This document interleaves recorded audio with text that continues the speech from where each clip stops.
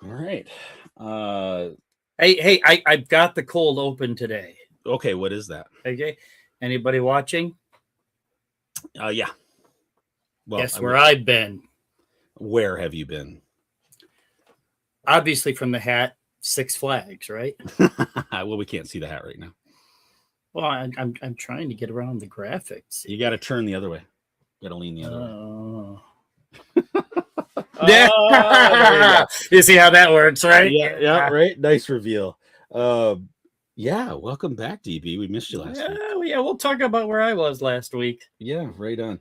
The other thing I wanted to talk about really quick before we get into the show is one, I'm set with the clips for Mando. I'm good. I don't need any more clips. Yeah. I bought my tickets. I'm good. So no more footage. I'm happy.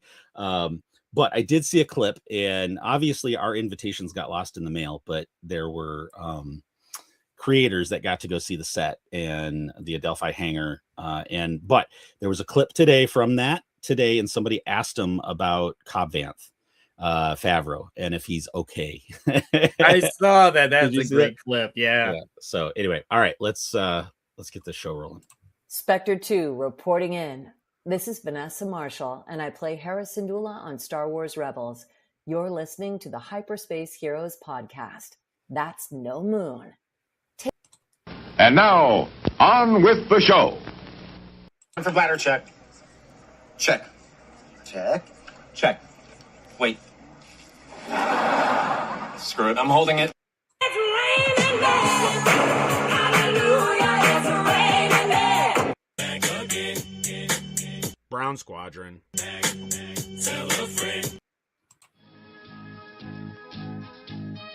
Podcasting, the final audio frontier. These are the legends of Brown Squadron. Our computer is picking up a strange signal. Here, sir, you better take a look at it. The ongoing mission? To explore the Star Wars universe and other nerd culture topics. To seek new content and new cantinas, bars, and lounges. To boldly annoy Scruffy by making too many bad jokes. Welcome to the Hyperspace Heroes Podcast.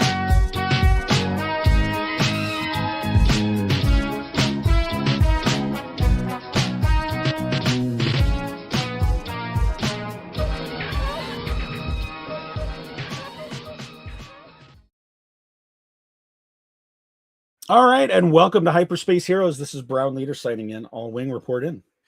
Brown 4 is here. Right on. With the ears. With the ears. Welcome back, DB. Yeah. Brown 2 is on assignment tonight. I'm not sure if he's getting shell-shocked or he's gone loony. I'm not sure where he's at on tonight. But this is Hyperspace Heroes episode 170 or 195 on the Spotchka scale. And we're back for another week. And we are not, unlike most shows this week, we're not here to talk about Maul. But now that I've watched it twice in 2 days. Yeah, no, I mean, the show's been great, right? And I think next week we'll get maybe, I don't think we have any guest book for next week, so we'll see about getting in more into a Maul recap. But DB, you shared some pictures with us while you were gone. Yeah, I heard you shared with the internet, huh? We did last week. Yeah. We got to see your goatee in all its blue glory. Yeah. I was driving when the show started, so as soon as I parked the car, I logged on, listened for a few minutes, but then we were in a very crowded area and I had to log off. That's when I sent you the picture. Yeah, we were in Florida. I made it to a couple of Disney parks and got the hat. And I figured walking around an airport and wearing this on a plane wasn't enough. Let's show the whole internet what a dork I am. So I'm wearing the ears. And not tonight because I'll talk about it for hours, but I finally got to experience Galaxy's Edge. If you've not been, OMG, get to Galaxy's Edge. We still need to do a group trip down there, I think. Yes, we do. It's fantastic. It is. Adelphi Rangers, welcome to the show, sir. Glad to have you. Let's see, Star Wars Hunter 18. And yeah, so we do have a guest tonight, and Star Wars Hunter, thanks for chiming in. And this is another guest that, courtesy of hooking us up, Star Wars Hunter. Clint, you're the man. Thank you again for making some connections with us for a lot of these guests we've had recently. So, and tonight is another one of those. So welcome to the show. And Delphi Rangers Brown 85 standing by. Right on. Okay. Yeah, let's get into the guest. So we've got an actor on tonight. Somebody that has been in, it's too bad Scruffy's not here tonight because he would love this guy's credits. He's been in 4 different Treks, and we know Scruffy loves to talk about Trek. And so too bad he's not here tonight, but right. Star Wars. Hopefully Picard, he's listening. Picard, Enterprise, and then he was in the films Nemesis and Insurrection. He's had a part in Men in Black. He was a Sleestack in Land of the Lost. I know, that is so awesome. How's that for a throwback? And this one, and Z Nation too. I love Z Nation. That is such an underrated show. It's not your typical zombie. I know we've talked about it before, but it's more of a comedy action zombie show that I absolutely fell in love with when I watched it, because you just can't take it seriously. I mean, when they've got the actors making little cameos as Doc Brown and Marty in various little backdrops just for no reason whatsoever, has nothing to do with the show. But Z Nation, enjoyed that. And then I did not realize this until I was putting everything together for the show. But he was the monstrosity in Smile, and the Mrs. Brown leader. And I don't watch a lot of horror, but and we don't really watch a ton of TV, but we'll find something every once in a while. We just watch something, and we came across Smile when it was still new, before it really became famous or popular, and they started Smile 2 and all of that. And a very interesting movie when it comes to horror. It was very interesting premise, and I remember the monstrosity at the end, and I was, because they finally reveal the creature, and little did I know it's our guest tonight. But yeah, but we best know, the fans of the show here, we best know we've got Mr. Marti Matulis on tonight, and he is best known to us as Vane, the pirate Vane, from Mandalorian and Skeleton Crew. And I almost called this episode tonight Life Lessons with the Pirate Vane. And who knows, maybe we'll end up going down that route. But yeah, all right, I think it's time to bring him on and to the show. Mr. Marti Matulis, welcome. Gather Welcome, round Marty. the fire, children. Let me impart some wisdom upon you. Yes, Right life lessons. Let's do this. Right on. Welcome to the show. Thanks for Marty. having me. Thanks for having me. Appreciate it. Absolutely. I'll get rid of Okay, these well- so you can take me seriously now, okay? Thank you. Now I know. Now I know what we're doing. Yeah, it's a no fun atmosphere on the show tonight. Yeah. But I gotta cover the reflection here. I mean, you can just The let glare? it fly. Let it No. fly. I'm the odd man out tonight. Full head of hair. Right on. So yeah, thanks for joining us, and we'll kind of just get right into some of the conversation. Which first question we always ask all of our Star Wars guests is, what does Star Wars mean to you? What does Star Wars mean to me? Well, everything.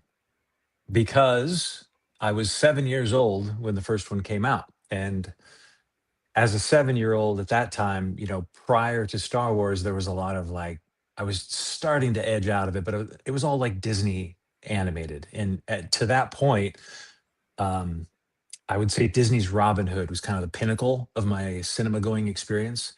And we had this little theater where I used to go see movies. And I can remember I was either standing or leaning, but I was on the seat in front of me, just like mind blown at that opening scene. As with everyone, there was never a movie that opened like that before. And for a 7-year-old's brain, it changed everything. And, I've joked about this before, but no joke. Like from that day on, you didn't go play with your friends. You went to your friends to play Star Wars. Like that was everything. Mm-hmm. So that love and appreciation has maintained itself through my whole life. Like I still love it. Right on. I love that answer because Marty, you and I are just a few weeks apart in age, and I was 7 years old, and it dominated my existence after that. So, Right? yeah. I tried to see So, how many action figures I could stuff in my pockets and take to school because I wasn't supposed to. But the funny thing is, Brown Leader and I still do that at work. So, That is you true. guys Actually. hiring? Are they hiring? I could use a job. Right? well, you already kind of alluded to it, but can you tell us about your first Star Wars experience, or was that it? Looking over the theater scene. Yeah, I don't remember. I don't remember any buildup. Like I don't remember if there were trailers at another movie, or how my parents might have heard about it because clearly they would have had to transport me and at that time buy me the ticket, so they knew something. Um, yeah, it was sitting in that theater, and from the beginning to the end, like it was just magic. I mean, I can't think of another film for that age bracket that would have hit so hard. Even with films we've seen, in the intervening years, like there was such an impact. Just the fact that it was a lived-in world. It wasn't super clean.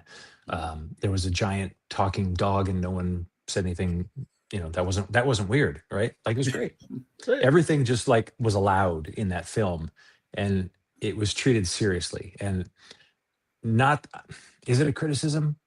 Maybe it's my 7-year-old self criticizing like some of the more modern shows that have a little bit of like the sarcasm. They might like crack jokes and be a little like, I felt like the humor in the original one was earned, and it was taken seriously, and the humor came out of these serious situations, not like waka waka, Right. So Exactly. that's Exactly. part of what I loved about it, is it was a real world to me. Right on. So it had a big influence on you, and is acting something that you knew right from the get-go you wanted to get into, or did everybody's got their own journey. We think we start off going down one path, and then we change in life and that kind of thing. How did you steer towards the field of acting? There were early signs. So 7 would have been first grade. I can remember in preschool there was. Sorry, we're gonna have a couple of little guests. There's Right one. on. Oh, hello. Yay. They all want to be on the lap right now. Oh yeah. Of course. Pardon me.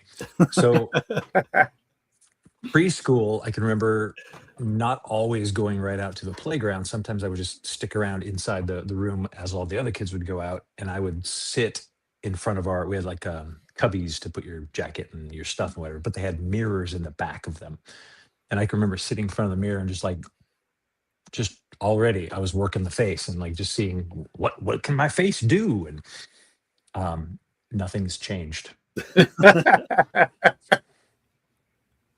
So yep, that was kind of the beginnings of it, and then theater and grade school plays, and which went on to a little bit of like theater study in high school, and then in college I started down the theater track, but then I discovered the student union, and upstairs in the student union was the AV department, and they had Laserdisc players, and they had Criterion Laserdiscs. So I stopped going to some of the boring classes, and I spent my study time upstairs just ripping through Criterion discs and commentary tracks, and after that I was like, nah, man, I need to, whether it's acting or editing or sitting with a camera on my shoulder, I want to be involved. I want to help these stories come to life. And so acting, fortunately the makeup artist world was kind to me, and I met a lot of those guys and started getting work doing that. But any aspect of it, I'm a cinematography nerd. I keep track of like Greg Fraser's work, and Conrad Hall, and like I'll watch Kurosawa films and just weep. Yep. Yeah, it's my favorite art form for sure. Right on. So did you do work in like makeup and stuff, and then have you done any cinematography work or camera work? Nothing at that level. I started playing with the camera in my hand, like still photos, when I was 18, and loved kind of trying to build a frame, and then got a video camera as soon as I could. I had a really cool little tiny handheld mini DV camera that blew my mind. I started doing a little bit of stop motion stuff. I worked for a radio station for a time, and I encouraged them to film some of their morning guests, because it was this weird little college radio station. It's very popular in LA. It's called KCRW, and they had this morning show, and they'd have these amazing guests in. I was like, hey, can I just prop up a couple of mini DV cameras and take them home and edit something, and maybe we can put it on our worldwide web page?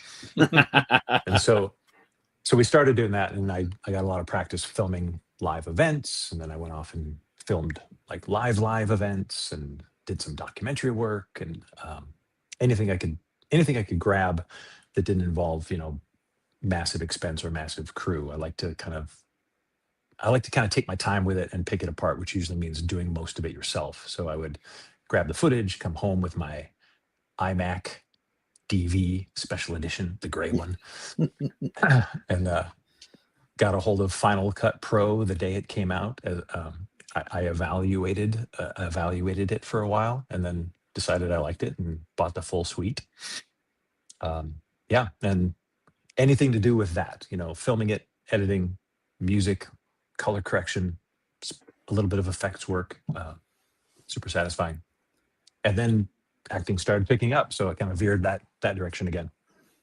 Now, is that because I'm going back through your library of work, and so was that kind of Star Trek Insurrection? Is that where you kind of came into the film industry, or was there some other stuff? Yeah, it was about then. Okay, it was about then. That was after those stints up in the student union. I started thinking, like, I'm not that far from Los Angeles. I was at Cal State Long Beach, and I was like, I'm really close to LA. And I remember talking to a couple friends. A couple times I would just go up by myself. We found out about the background casting agencies. I think at the time it was the non-union side was called Cenex Casting. The union side was called Central Casting, and you'd sign up. And then I remember I signed up, and before you knew it, there was a cattle call for Insurrection. Or no, which one was the Baku? That was Insurrection. It was Insurrection. Yep. Insurrection. So I had my long hippie hair, and they were looking for space hippies, and I got on that for the whole summer with a bunch of other aspiring wannabe actors, and half the time was spent just reveling that they were feeding us and we could eat as much as we wanted to, and then the other half of the time, like, paying attention. Like, I was trying to watch and see. I mean, that was my on the ground education. I was watching to see who was doing what, who was staying out of whose way, and every once in a while I'd be like, hey, why is that guy doing that? They're like, oh, well, that's his department, so he doesn't do that, he does that. Just kind of educated myself on the fly on that show in particular. And then the next one kind of started the ball rolling on special effects makeup, when that again blew my mind, and I was like, how do I do more of this? And they're like, sucker, you just asked for it. So come here, tall, skinny, angular guy with theater training. We can use you. So that's kind of how you fell into doing a lot of creature roles then. Yeah. When we were on Nemesis for the Remans, I ended up sitting in this gentleman's chair multiple times. His name is Kenny Myers. Look him up. He's got an epic resume of his own. And we became friends. And at one morning, I was flipping through a magazine. I saw him in it. It was a trade magazine, and it was for like IMATS at the time, Monsterpalooza, one of the trade shows. And he invited me to do a demo for him. So then, because of that, I was with him a lot that summer developing a makeup, one of the early silicone-based old age makeups. And because of that friendship, met other makeup artists, and they pass you around. If you're respectful of their work, which I always am, they'll pass you around like a cheap whore. You knew I was going there. You knew that's where. Okay, that's fine. That's fine. That's why we're on the internet, no filters. Perfect. Right. So so that brings up a good point, and we haven't really had the opportunity to talk with anybody more on the makeup and the prosthetic side of things in the industry. And since you've been in the industry for a few years, how have you seen that part of the part of the process change over the years? Well, I think initially it was I was kind of on that bleeding edge of silicone as a new material. Prior to that, it was almost all foam latex. So I got to kind of see the development of that and the improvements, and how freeing it was as an actor to be in a thin silicone appliance makeup with it moves like skin, and it warms up and it feels right. Like it's really cool. But then the digital stuff started coming out as well, and I think that the biggest changes at that time were like, well, is CG going to take over the world, and how's it going to play together? And there's always the gloom and doom side, but then there's always that pendulum swing balance in the middle where CG enhancing practical makeup was the sweet spot, and I think still is. I don't love seeing gigantic digital armies fighting a bunch of digital superheroes. Like, I can't get behind it. It's exciting, but it's not the same as like something tangible. Like the best example I bring up is Falling Skies, when Doug Jones was playing Cochise, I think was the character's name. Practical makeup, actor in the suit, and I think they did like digital enhancements for the eye blinks, maybe some other little facial things, just to bridge that gap of what an actor in a makeup has a hard time doing sometimes. Right So, on. and now with AI, I mean, I don't know if you want to go there or not, but it's a whole nother kettle.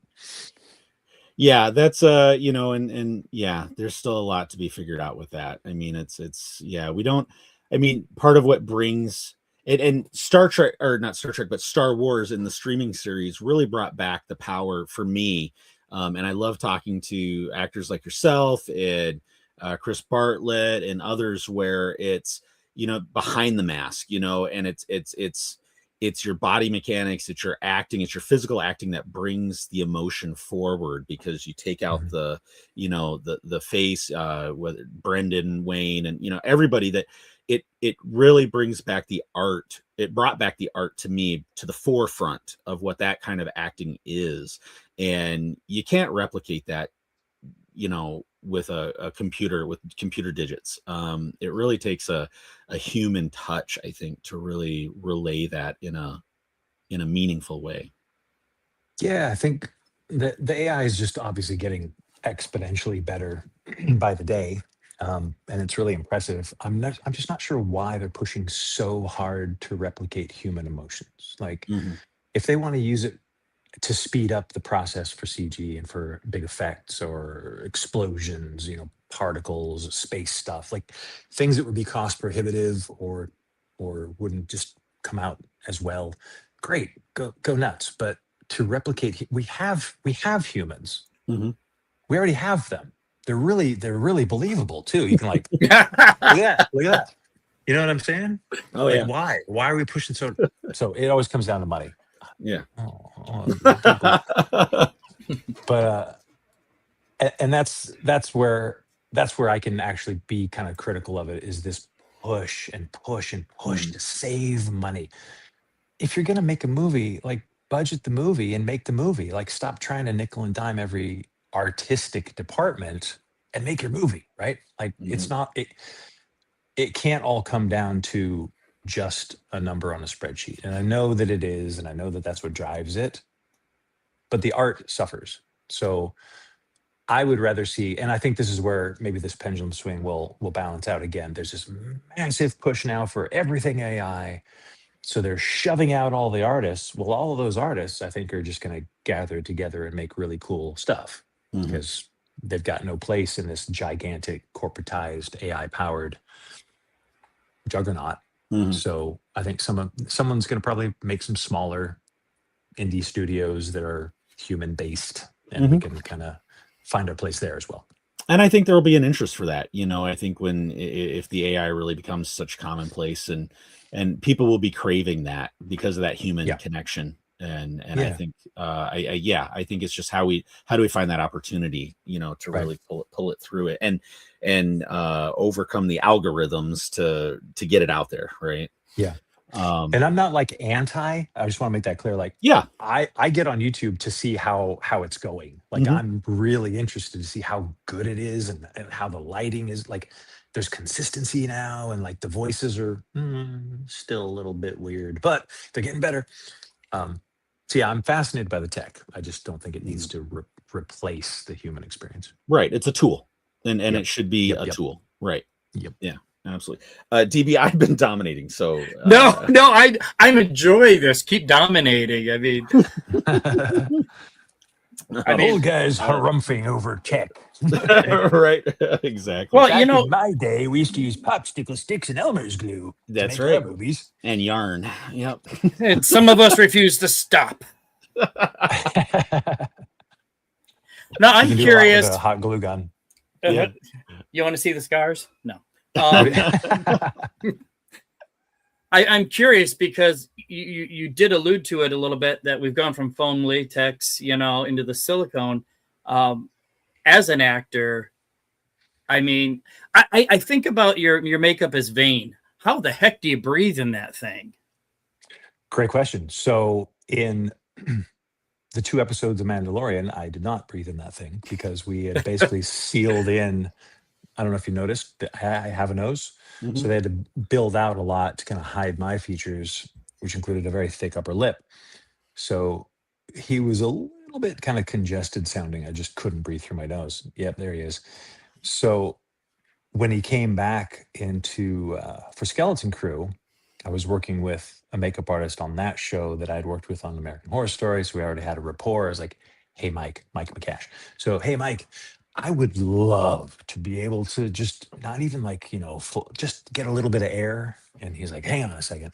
And he found some rigid small gauge tubing. And he's like, check this out. And he just shoved it up through the upper lip.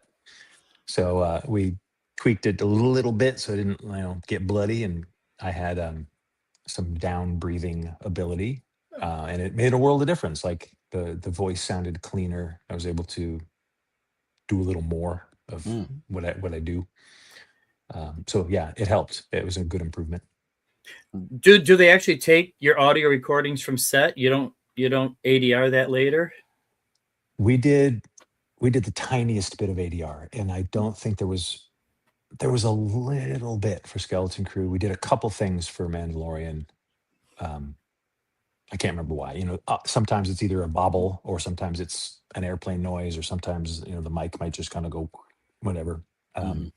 One time I think they changed a word, but it's pretty minor. They got probably 95% of it on set. It wasn't a necessity then for the No. shows. No. Excellent. And I'm curious. I mean, I know Brown Leader will probably talk about how you got into these shows, but Mandalorian and Skeleton Crew are just very different tonally. Mhm. And I love them both for what they are. But as an actor who appeared in both of them, did you approach the character any differently? A little bit. I think the character himself, I tried to be as consistent as I could, but I was aware that we had a little more leeway in Skeleton Crew to be playful with it. So, and at that point, I mean, I might have been recognizing an opportunity as well. I'm like, oh, they invited me back. Allow me to suggest something. So, and I'm kind of the shy kid who would just sit in the back and never offer anything. But I knew they liked the character. I didn't really receive much adjustment on what I was doing, so I thought, okay, well, great. I'm doing what they like. I can keep going with that until they tell me to tone it down. There were a few times, because I am so cinema minded, and like I could see where edits could happen. And I think part of my job, because I am aware of the process, I'm trying to provide the editors with as easy a time as possible. So if I see something that might like help bridge a gap or something, I will like try it or suggest it. So with Skeleton Crew, there were a few times I was like, hey, what if I just like SM's on the ground and he just punched me across the room? How about if I just kick him? Like, so we could play a little more. And I think Mando also, because I was supposed to be there just one day, I didn't really know my place. I knew that they were trying to like shoehorn me in to make it make sense that he's around now. So I felt at that point, I just needed to kind of like show up, do what they want, do it well, and get out alive, which I did. Nice. Fortunately, yes. Yeah, right. Yeah, no kidding. So which actually brings a great question from the chat. So Vane and Glurb Skeleton Crew prequel show when? Working as baristas in an outer rim coffee shop. Yeah, there you go. Perfect. So I love that idea. I love offshoot ideas. Like it would make me so happy if it was a comic book or an animated thing, or if they actually did want to throw money at a couple of weird off outside characters and just let them do something funny. Like that'd be great. Oh, it's a big. We've always said it's a big universe, and not everything has to revolve around the Skywalker saga, and Right. that's why we enjoyed. I love Mando because of that, because it's not really tied in. I mean, there are story threads that tie in and everything, and but Skeleton Crew was a complete standalone kind of, with really Vane as the tying factor, to the other series, but. I like that it was just a pocket story. It was something different. It was, and so I'm with you. I'd love to see little fun offshoots in that. But how did you? So you'd done some Trek, you had done American Horror Story, some other stuff. How did you get into the Star Wars franchise? I would credit it to my agent at the time. She repped a lot of physical actors, sports people. I think myself and a few others kind of helped boost up some effects heavy actors, creature suit performers, if you will. And I think she had already provided the production with, like, Tate Fletcher came through her. I can't remember, but several people she'd already provided. So they had a good track record working with her. And she knew my work. I'd brought a lot of jobs to her. She provided some work for me. And so we had a good relationship as well. And I think when this audition came around, it just kind of plopped in my lap, and it was out of the blue. It obviously, they send you sides that are not accurate. So I wasn't completely sure, but it read like Old West. And I was like, is this? And she's like, so I did the audition as if it were for Mandalorian, including some sound effects at the end of the audition that I may have in my effects library. So that might have helped. So I think that's what probably got me access to the audition. And then whatever I did during the audition was enough to get to do the part. But then also, because I had done so much effects work, there are literally copies of my noggin in, like, plaster in different shops around town. And so the makeup artists on the show, they wanted to do this brown Nikto as a prosthetic and not as a rubber mask. And I think Vane might have been the first, if not one of the first, prosthetic makeups that wasn't a mask. So they got a hold of my head, and I didn't know this, but I was already like, I wonder who the makeup artists are. I wonder if I've worked with them before. I wonder if I could get a copy of my head to them. And I was like researching like a fiend. And I found them, and I sent an email. I was like, hello, this may not be kosher, but if you, I'm me, and if you want a copy of my head, and God bless them, they're like, relax, actor boy, we already have a copy of your head, and we're already sculpting because we want it. So it all just, like, looking back on it now, maybe it was a swan song because I haven't really done much since, but what a great job to have had all these little amazing things stitched together and come about the way it did. Like, because of all that, they liked the character and they decided not to kill him on the first day. So yeah, it was a series of amazing, fortunate happenstances that let Vane live on and skip over to that second show. Right on. And so when you started the role as Vane, did they kind of already have a personality for you to portray, or did they let you have some creative freedom in creating Vane's personality? It was pretty wide open. I remember the audition sides said British, and that was about it. And maybe Space Pirate at the time. I think maybe the makeup tests were when I realized kind of more what he was going to look like. I think I was conscious of trying not to make him too Jack Sparrow-y, but I think maybe a sprinkling of him was inevitable just by virtue of the wardrobe. And he was an American guy being British, and maybe had a drinking problem. So there was a smattering of that. But no, I think whatever I did, we had a big makeup test day, and typically when you're doing creature effects makeup, you will have a makeup test just to see how everything works and see how the paint looks and maybe get them on camera, get them on set. And then the department heads will kind of take notes, and costume may go off and tweak something, makeup artist may tweak something. And that's what I was expecting. But because Disney, because Lucasfilm, I was very quickly clued in that this was a little bit bigger of a deal and that there were more people who were going to be looking at this. And I was like, what? Oh, this is Vane's audition. I got to audition to be inside this character. Right now, it's the character's audition. So I I would love to get a copy of some of that on tape, because I think I was highly caffeinated, and I think I turned him all the way up to 11.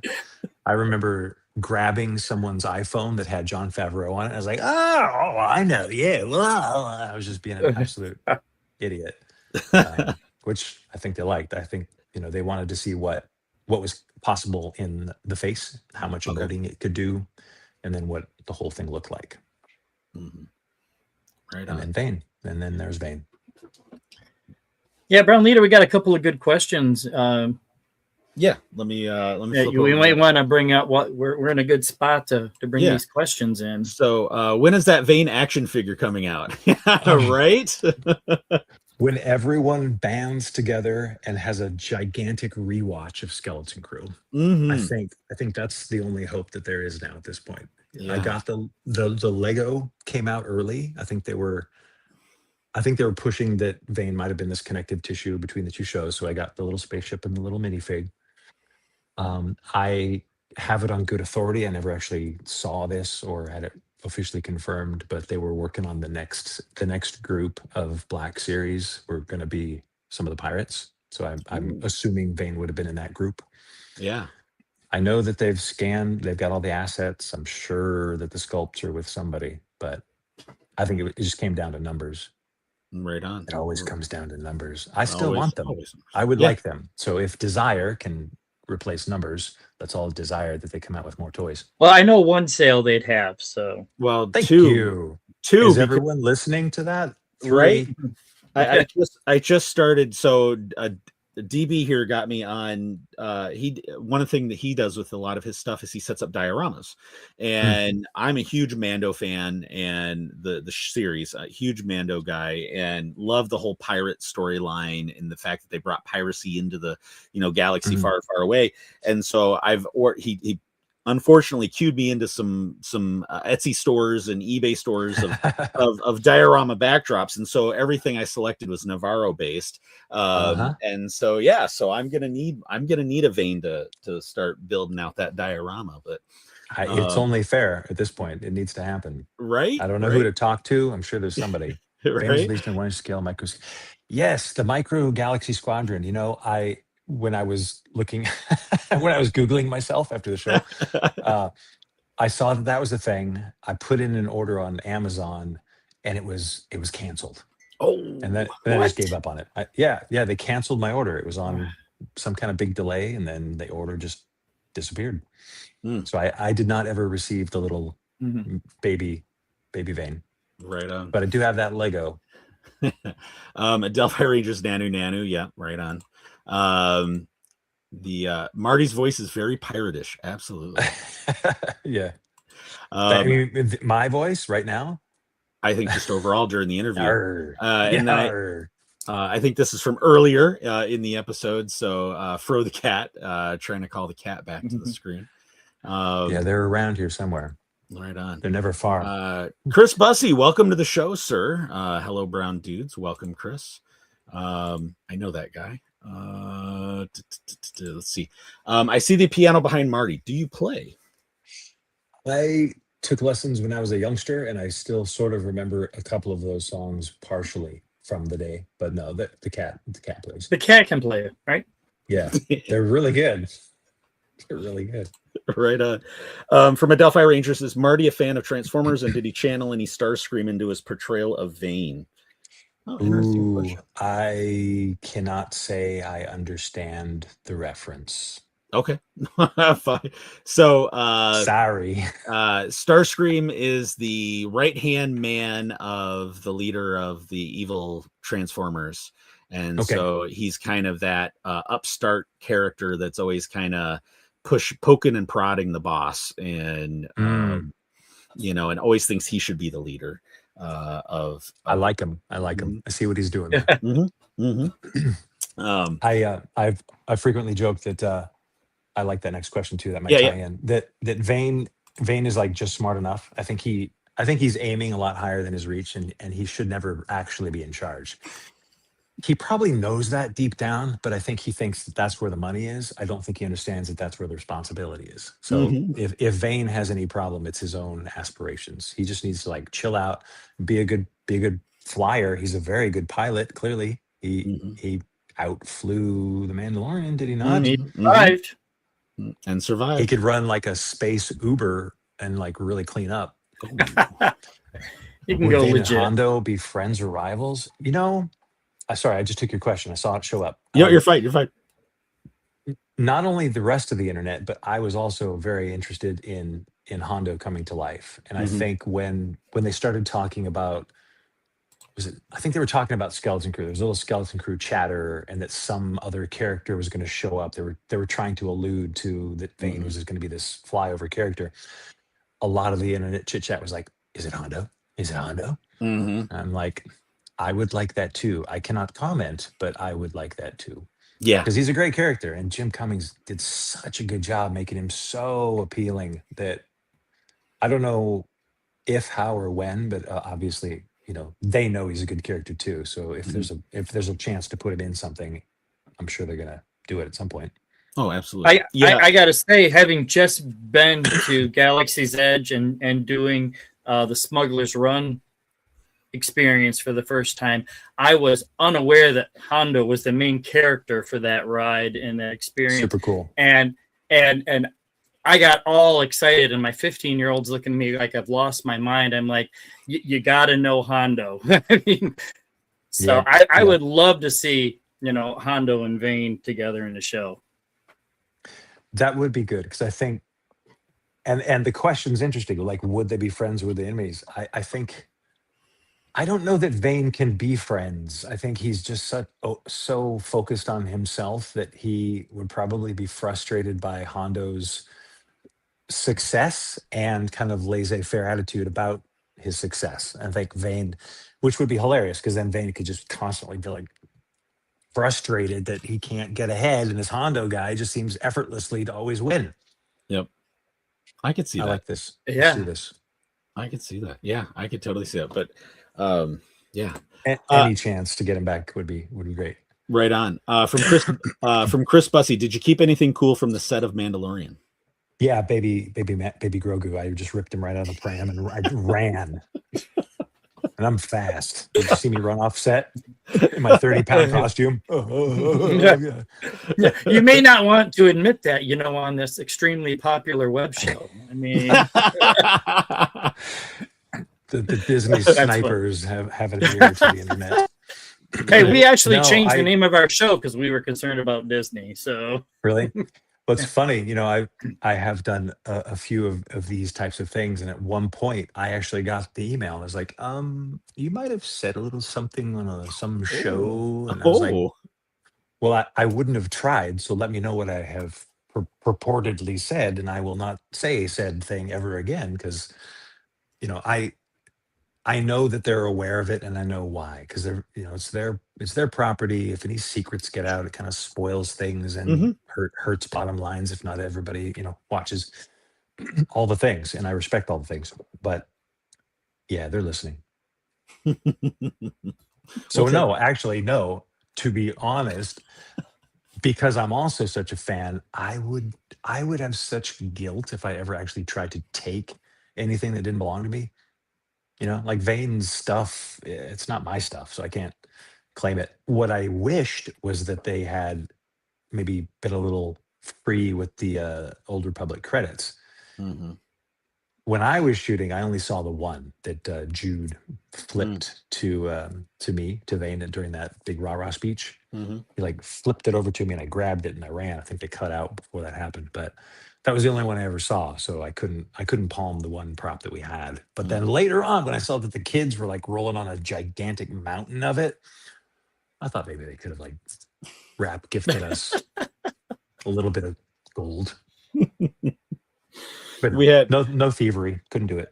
we had a guest on a few weeks back who was a puppeteer on Skeleton Crew, and he ended up with a piece of the bubble gum that was stuck to the droid's head in the kids' school bus scene in the first episode of Skeleton Crew. Who'd you have? Who was it? It was Rob White. Yeah. We talked about the bubble gum at the premiere, in fact. Yep. And but no, that's a great question. Thank you for sending that in. Delphi Rangers, both Pirate Snub Fighters are on Amazon. We need to fund one for Marty. Yes, let's do it. Both. Was there another one, or we talked about the micro and the Lego? I think I'm guessing they're going to be talking about both on that. But yeah, I was aware of the one. I did get the one Lego one. Right. We'll have to get that micro galaxy. All right, everybody in the chat, chip in, and we'll get that on order. DB, some other questions? Oh, don't put me under the gun like this. Okay. He's answering all my questions, and I'm not even good one. Make it a good question. All right. Well, now that we've talked about NDAs, tell us more about the Mando and Grogu movie. Well, I'm in every scene, and I'm amazing. Yes. There we go. You heard it here first. I hear Oscar buzz just for you. That's always that's the funniest thing that people get asked. They've tried to put someone on the spot, like on the red carpet, like, what can you tell us about the? Well, clearly they can't say anything, and they're just going to squirm. And if it's anything good, they can't admit to it, nor can they deny it. So like, it's that weird gray area. But let's just say, if and when they ever decide to invite me back for anything at all, including Vane, I would be pleased as punch, and I await said hypothetical time like the excited kid that I am. Yeah. Well, on our show, we've actually created one of these offshoot ideas that Disney has not picked up yet, where Carson What are they waiting for? I don't know, probably because we're asking him too much royalty, but we have Carson Teva as space cops, and who wouldn't want Vane and Hondo to be their foils, and in a comedy It could be like buddy cop. Space Chips. Space Chip. Yep. We talked about we were what did we call it? We call it because he has those scenes in Mando with Lieutenant Reed where they pull Mando over after he gets the N1 and we actually had Paul on the show and we talked to him. Oh, he's delightful. He's delightful. Amazing. And by the way, he faked us out. So we don't ask people, hey, tell us the inside scoop, because we know there's NDAs. And in a way, I want to be surprised when I actually watch it on TV or I go into the theater. I mean, can you imagine how Grogu would be different if we had known, ahead of time? I mean, I think that reveal was one of the most epic surprises we've had. So good. So we asked, and we knew we had him on before Skeleton Crew came out, and at that point Paul had been in like every Mandoverse show, and we're like, well, we know you can't tell us, Paul, but we're just gonna let you know we're rooting for you and we hope to see you in Skeleton Crew. And he faked us out because he gave us the most sly smile, and I took that as he's in it. Oh my God, he's in it. And of course we know now he wasn't, but we totally respect that, and we're not going to ask those gotcha questions because there's no point in it. Fair enough. But now, after the fact, to bridge what you just told me, when I was parked in my car between our stages and Ahsoka's stages, Paul walked past in his pilot outfit. And I was dressed as Vane in my vehicle, like grabbing a burrito or something, and I was tempted to go fanboy out. And had I known who he is and how he presents himself in life, I would have just given him a hug. But I didn't know if I should just be a respectful space alien and mind my own business or what. But, so I do know that I didn't know what show he was on either, because they don't tell us anything except what we're doing in the Yeah. moment. And Yep. so I knew that they were shooting Ahsoka, and I knew that they were shooting Crew. So we were all kind of just in the same soup in between stages at lunchtime. So it was fun. Right on. Okay, so I did have that was going to bridge me into another Star Wars question, and I just completely lost my thought. Well, Star Wars Doritos. Hunter has a great question that I should have asked as a collector. If you want to throw that question up on a screen. Absolutely. Did you keep any of your action figures from when you were a kid? Thanks, Star Wars Hunter. Let's open this wound, shall we? I did not. Oh, I did not. Here's the thing. I did not have a lot. I had the ones that I loved, which should go towards keeping them because there wasn't that many to keep. I think at some point they went into storage. I think probably when I went off to school, and at some point I got them back out of storage, and I noticed that they were starting to degrade. Like they got the sticky legs and the sticky arms. The vinyl started to like goop up a little bit.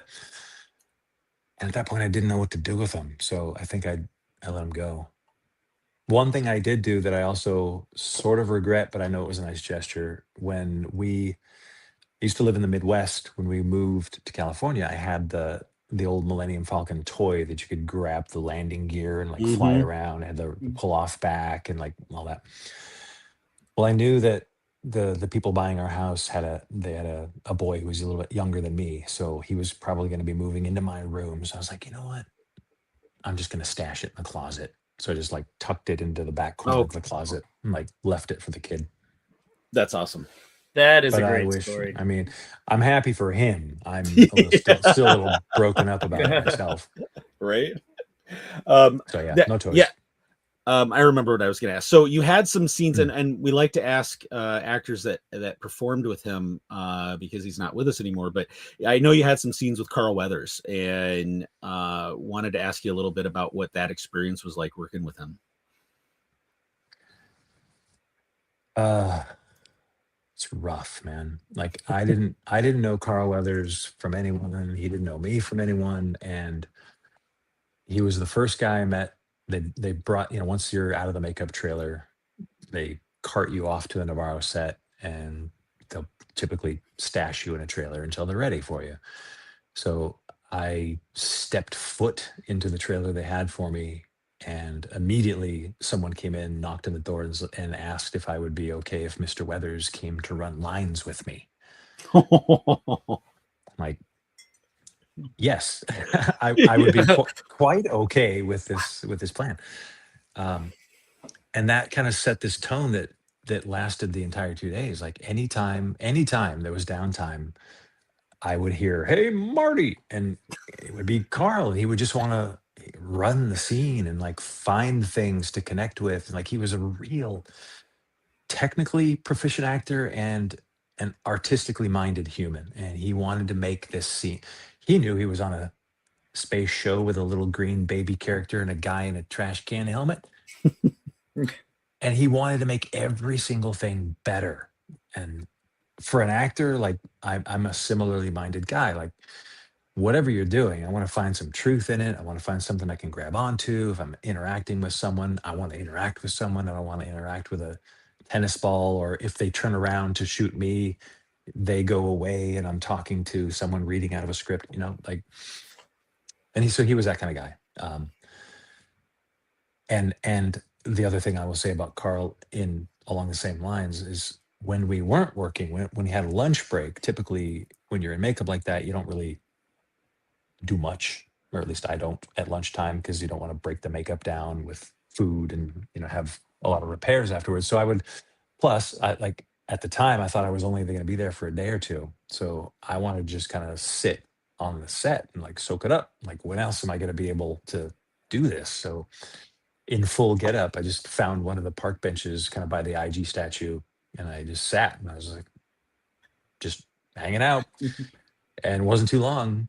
Here comes Carl, and he sat down and he just started talking. We just shat the shit as a couple of dudes, and he was telling me about the old days of him showing up in Hollywood and the parties he used to go to and people he knew. And he gave me a little, I don't know who he thought I was or how old he thought I was. I think he might have thought I was a younger kid, because he was giving me a little bit of like, advice, how to navigate the business, and don't you forget there's always these young Star Wars fans too. So go get them, Sonny boy.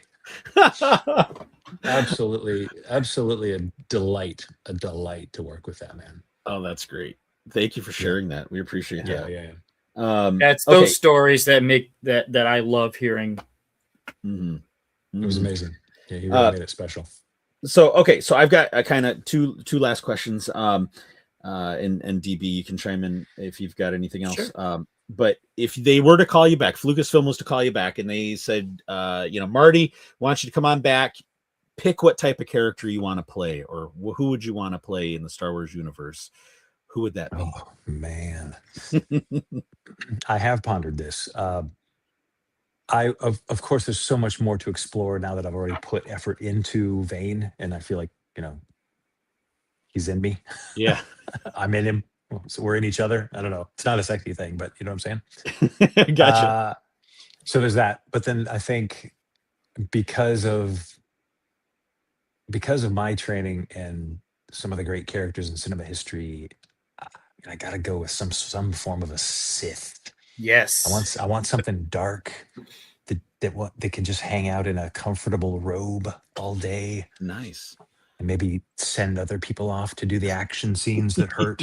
And just get a good grumbly accent. I'm going to say it right now. I'm so envious of Sam Witwer's work on everything Maul, everything he's done. I think he's voiced other characters, but we'll say Maul as his primary, right? It's just delightful to be able to play with your voice so much and embody this character and get all up on that microphone and get all grumbly. And, it's a sensual process, and it's tons of fun to play with your voice like that. And oftentimes when you're on set or if you're stuffed in a makeup, it's a little harder to get that, that expression out. You may have, like we were talking about ADR, a lot of times you either won't have your voice used at all, or you'll have to go in after the fact and try to remember what you were doing. But yeah, something along those lines where you can really, sink your teeth into a delightfully musical vocal character, which typically is going to be a bad guy, I think. Nice. DB, did you have any final questions before I ask my last one? And this is a loaded question because our third co-host who's not here is not a fan of Star Trek. Not a fan of Star Trek. Okay, cool. He's not a fan of Star Trek. I'm one of those people. I can float between franchises. I enjoy them both for different reasons. Sure. You've participated in both of these major franchises, separated by a few years. Yep. I don't want to ask the question which was better, but which one do you like more? Yeah, fess up right here, because either Lucasfilm or Paramount's going to can you. No, easy. I have to feed my dog. Did I mention that? Well, I was one, because the Trek experiences were early in your acting career, right. and obviously Lucasfilm is later. Were they drastically different because you were using different prosthetics back then, or is the process essentially the same as you're creating these characters? The process for me on the inside is effectively the same, whether I'm, like we were talking about in Smile, I had that last scene. I was stuffed inside this gigantic. There was no me there. There was no dialogue. But for me, the actor, it doesn't matter. I'm still going to do what makes me happy, which is try to find some hook or some physicality, or if there's a vocal thing, find a vocal quality, because that's fun for me. So regardless of the gig, I'm doing that no matter what. It may not be anything necessary, but I think psychologically, it helps. And if the camera happens to catch you and you're doing something appropriate or right for the character, great. But as far as Star Trek, Star Wars, the experience of shooting them, it was different because I was background, so I didn't have any kind of weight of responsibility other than just showing up on time, being a pro, trying to learn. But I'm doing that at whatever level, whether it's 97 when the Star Trek movie when it happened, or Skeleton Crew. I'm trying to learn, anything I can glean from anybody at any point until you're pushing daisies. I think, there's always an opportunity to learn and see how people do things and level up your game. I will say that there was a pretty fun thing that happened on Star Trek when the Baku tribe was up in the hills running from the little drones that were shooting at them. Well, they helicoptered us up because there was we took a bus up to this area, staging area, and then they helicoptered us up and dropped us on this platform that they'd built for the day, which to this day I'm a little blown away that they actually allowed that. They had a commercial helicopter and an old, like a Huey, sliding door Vietnam Huey. So at the time, again, like I don't often ask for much of anything, but I started poking around. I was like, does anyone like roller coasters? Like, would anyone like to like have a fun ride down? Okay, you cool. I got like 4 or 6 people. And then I walked up to the pilots at lunch. I was like, hey, there's a group of us that would really love to like just let you do whatever you feel comfortable doing on the way back down, if you're okay with that. So he, when he lifted us off at the end of the day, he's like, I gotcha. So front of the copter here, he just did a reverse flip. He just took us backward and like, flipped us around and like banged fully sideways. So that was delightful. So that's why I like Star Trek. And then, I mean, Star Wars, obviously, slam dunk. As I said, as the 7-year-old kid who grew up with it, to be involved with it, amazing. Right on. And storytelling wise, they both live in a great space in my mind. I can handle both equally. Yeah. Okay, so to kind of wrap this up, we'll kind of go full circle since DB kind of took us back to Star Trek. I want to go back to a comment that you had made early on, which was when we were talking about love of cinematography and, Greg Fraser in particular. So favorite Greg Fraser film? I mean, I got to go Dune for now. Okay. Like, I love everything he's doing. I just saw Project Hail Mary twice in 70 millimeter. I love that he grabbed some cheapy filter off of Amazon to give the rainbow effect when they're looking through the. You like a $9 lens filter that has like a rainbow prism effect. So when they're looking through the generated crystalline structure across, it would just throw off some cool flares. Oh, that's cool. That he can generate such beautiful art with whatever tools allow that makes me very happy too. Like you don't have to go for the best piece of gear. You just go for the thing that lets you create the image that you want to create. And I'm just such a fan of the Dune series anyway. I think, I mean, it's along the lines of working with a great cinematographer as a great director. Denis is like tops of my wish list if I could pick a director to work with. I'm gonna go with Dune to answer the question. Right on. All right, Brownie 1, did you hear all that?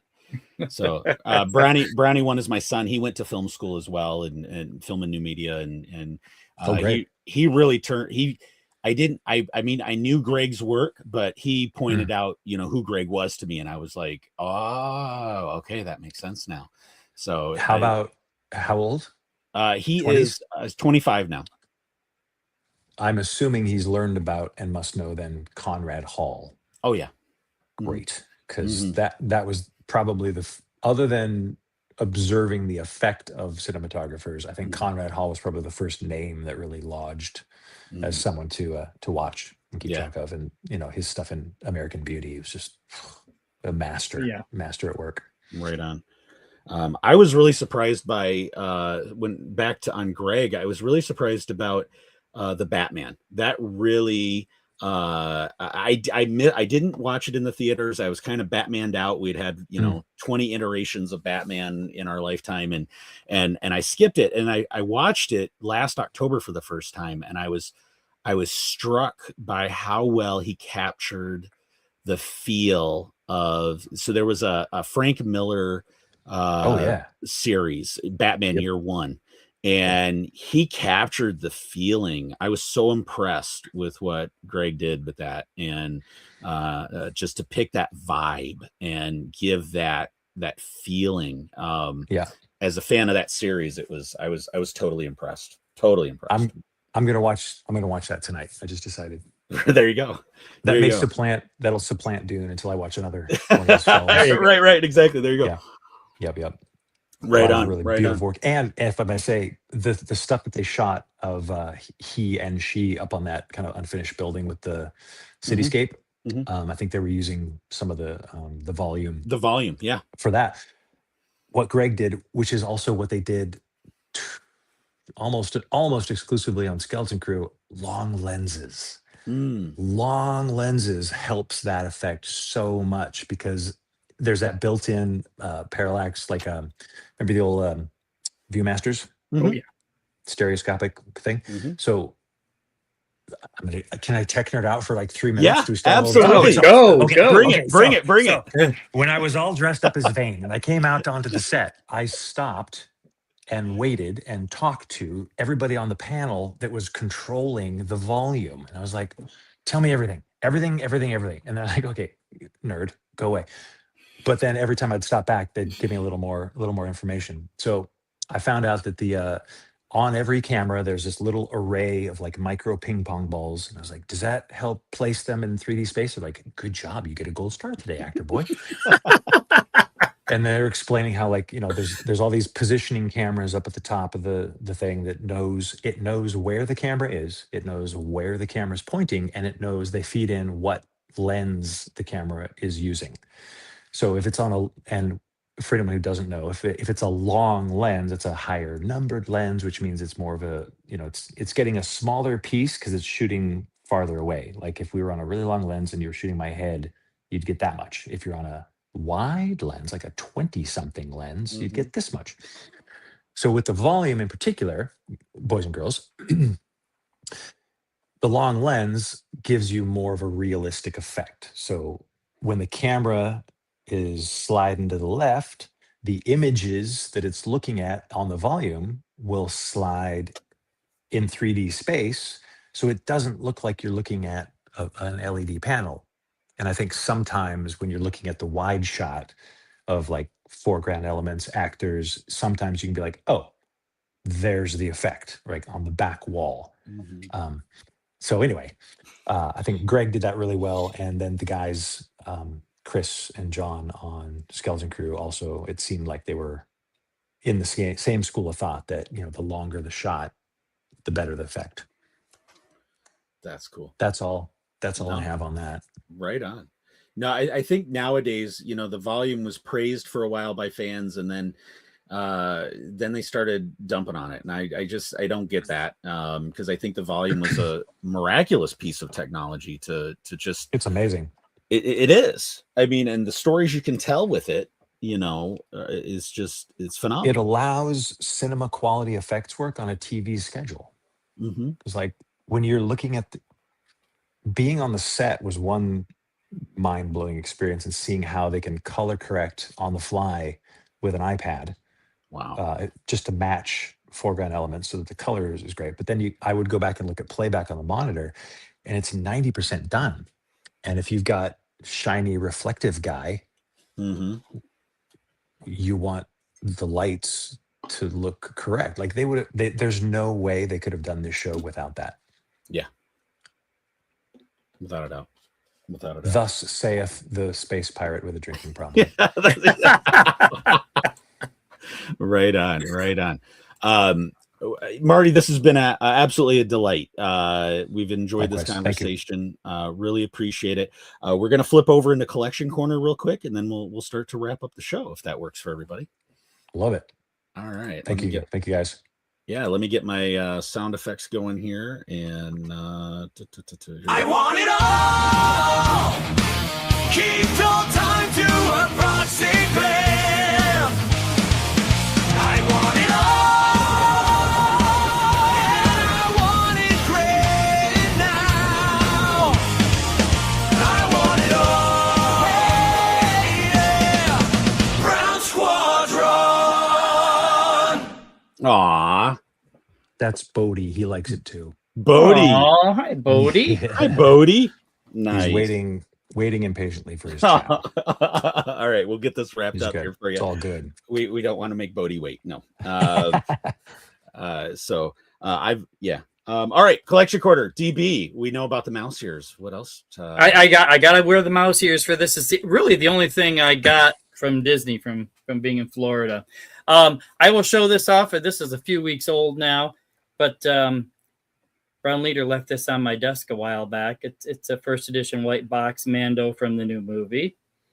And it would have been a Vane if they had a Vane, but you know.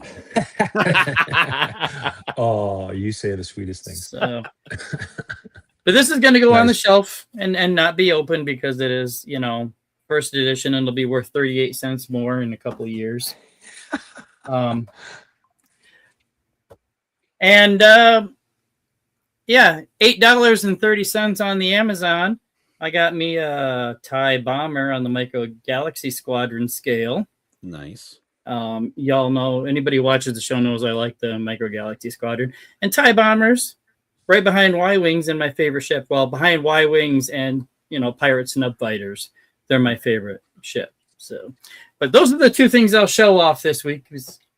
Right on. I have plenty, but let's, keep keep building the drama week after week. So Delphi Rangers, who's in the chat, messaged me, and this is what he was talking about, which, of course, that's not going to... Let's see, will that focus? Is that the little micro? Yeah, those are available on Amazon right now. Oh, so there's two types of them. Yeah. Or two releases? Yep. And okay. And they have Vane? Yeah, looks like it. Oh. Nice. Carry on, gentlemen. Carry on. Exactly. Right? Yeah, right on. Okay. Thank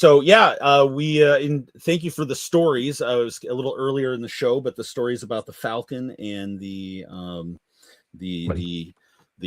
giving away of your toys as a kid and the joys of that. They were great, and I loved them when I had them, and I still remember, and this is how few I had, but also how much love I had for them. They kept all of their original guns, and I can still see which gun went with which action figure. Excellent. Very nice. Yep. Very nice.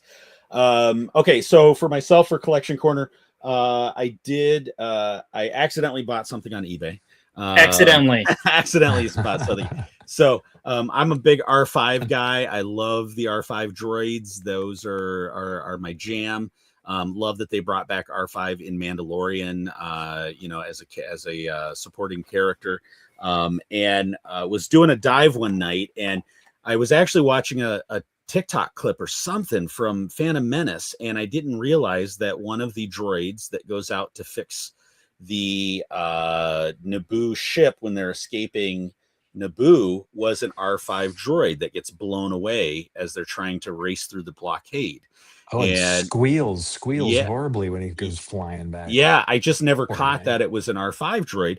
So then, of course, I started Googling, and there was a toy of that R5, and somebody was selling it on eBay, several people, but the guy was asking, I think he was asking 20 plus shipping. And so I was like, well, I was kind of half interested. So I lowballed him. I threw him, like I said, made an offer for 15, and in like a couple hours he accepted it, and my card was charged and it was on its way. So I picked up an R5 accidentally. And then like I was saying earlier on the show, and I was telling DB before the show, because of DB's diorama fascination, he has started getting me. So I picked up some Navarro sets because I have started unboxing some of the stuff here.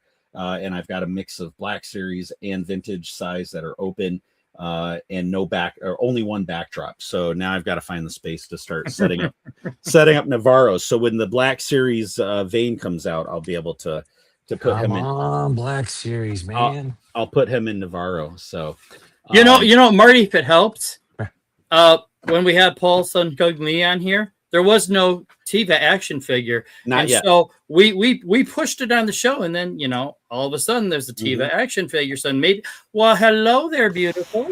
What's up, buddy? He's subtle. He's very yeah. subtle. So okay, and then the last thing I'm going to show, and this is something I was traveling upstate. Oh, nice. So it's an RC Razor Crest, but this actually is not for me. This is going to be for my nephew for his birthday in August. So his dad and my nephew are going to have a blast playing with this because some things are my just birthday's in July. There you go. But I found it at a really good rate. It was only $13, which you can't really beat that. And it's going to be fun watching him. You know, he'll be turning 3 and he'll get to play with it with his dad. And I think he's just going to have a blast with that. So it'll make me happy watching kids play with Star Wars stuff. So yeah, that's what I had for Collection Corner this week. So let's play the outro really quick.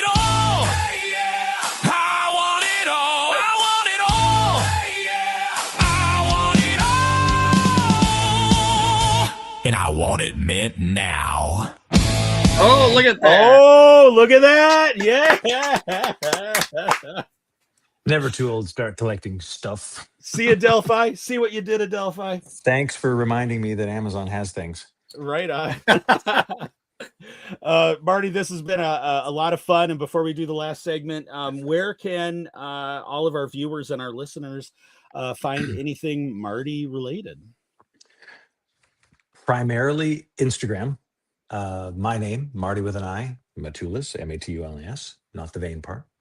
I'm also starting to, because I need more creative outlet. I'm growing a YouTube channel. It's in its infancy. I'm still trying to figure out what I'm doing with it.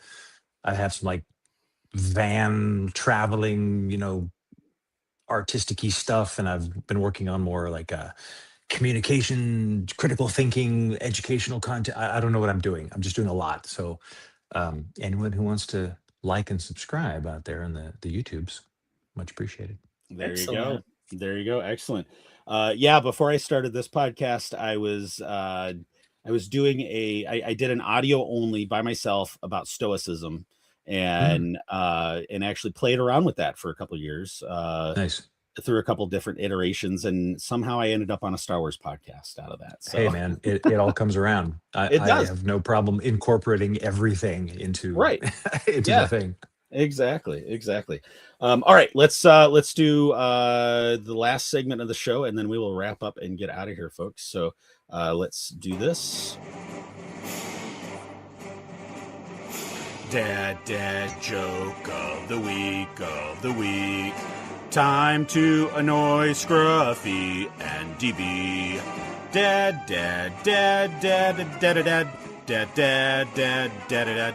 joke of the week. All right, Star Wars dad joke of the week, courtesy of Kelly Knox's Star Wars dad jokes, and this is this week's joke. Let's flip to the next page.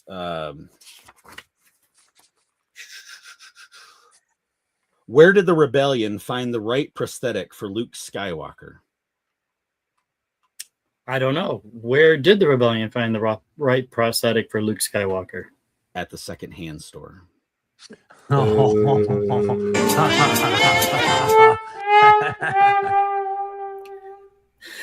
That's why it's a dad joke. That was dad joke of the week. Now don't you feel I'm glad I get to witness that. Complete. Plus my amazing singing that I recorded in one take. Brilliant. So, all right. As we get ready to sign off, Marty, again, it's been, look at this. You already got a follow. Followed on IG. Find him on YouTube. Thanks, Adelphi. Thanks, Nice. Adelphi. Thank you. Right on. So yeah, again, Marty, thanks for coming on. One of the things that we do on the show is all of our guests become honorary members of Brown Squadron. With that, we just recently added some Mandos, and so now actually, I guess we'll have to start a pirate wing of the Brown Squadron. Yeah, I'm pretty sure you're the first pirate. First pirate in. Right on. And so with that, you get a flight designation and a call sign. And so, of course, I just typed that. So, you will, so you're going to go into the books as Brown 92 and Darth Vane. I think is a green cap. Got it. Yeah. We got the Sith Nice. pirate all in one. I love it. Love it. Love it. All my dreams coming true. There we go. Right on. So, welcome to the crew, Marty. Thanks, gents. So, yeah, we've enjoyed having you on the show, and hope you had a good experience. And It was an absolute pleasure. Yeah, thanks for having me. Right on. I hope we get to see Vane in the near future with you. Man, so do. Look at that face. all right, Bodie. Bodie, we're right. almost done. All right. He knows what time it is. Yep. So, all right. So, we are Brown Squadron. We're Hyperspace Heroes. You can find us on all the social medias. You can find us on X, Facebook, YouTube, Instagram, Threads, Blue Sky. You can email us at brownsquadron@gmail.com. And I'm speeding through it so we can get Bodie his dinner tonight. And you can also find all of our links at, where is it? Here it is. I can't click the right buttons tonight. Beacons. So you can find all of our links at Becons.ai/Brown Squadron. And yeah, drop us an email, drop us a note again for Collection Corner segments. Anybody watching the show, if you have Collection Corner collection items that you've recently added or you want to show off, just DM us on one of our socials and we'll throw those in during Collection Corner as well. I also want to give a special shout out to William, Zach, and Ike, recent new viewers of the show, and been meaning to give them a shout out for a couple weeks now. Wanted to welcome you guys as viewers. Really appreciate it. And yeah, with that, I think we're going to get out of here tonight, gents. Again, Marty, thanks for joining us. And thank you, much appreciated. Yeah, and so this is Brown Leaders. Oh, come on, we got to get this mouse to work so I can. Come on, it's the clicky thing. You push the button and not the side one, but the top one. Right. So yeah, so this is Brown Leaders signing off for the crew, and you have been listening and watching Hyperspace Heroes. That's no moon.